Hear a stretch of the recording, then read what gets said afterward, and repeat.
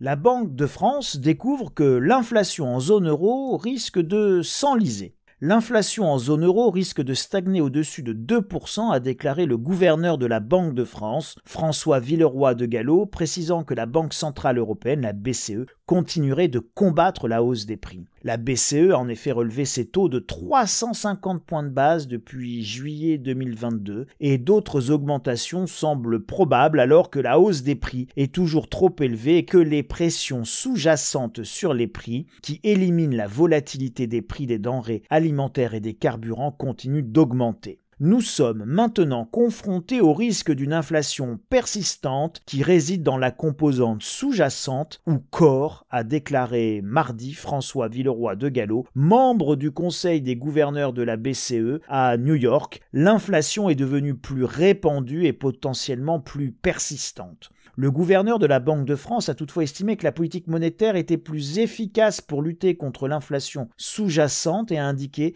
qu'il s'attendait à voir la hausse des prix revenir autour de l'objectif de 2% fixé par la BCE à la fin 2024 ou en 2025, alors qu'avant il prévoyait 2023. Mais oui, mon François, mais oui, et la marmotte, elle met le chocolat dans le papier d'alu. Le problème, ce sont les facteurs inflationnistes, et Villeroy de Galhau le sait très bien, mais encore une fois, il ne peut pas vous dire d'un coup que nous allons tous souffrir d'une inflation persistante pour au moins une décennie. Et oui, c'est long 10 ans. Pourquoi 10 ans ? Parce que la démondialisation, c'est inflationniste. Parce que le manque d'énergie, c'est inflationniste. Parce que la raréfaction des ressources, c'est inflationniste. Parce que la transition énergétique et écologiste, c'est inflationniste.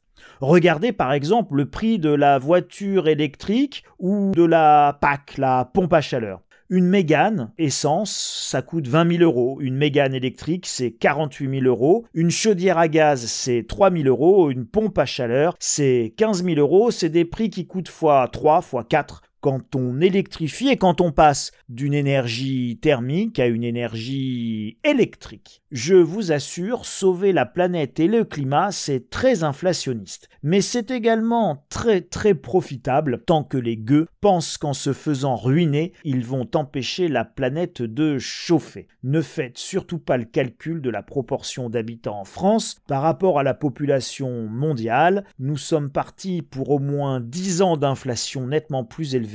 Et en moyenne, elle sera de l'ordre de 3 à 5% par an, plutôt qu'inférieure ou égale à 2%, comme le souhaite Villeroy de Galhau. Il est déjà trop tard, mais tout n'est pas perdu. Préparez-vous, les amis.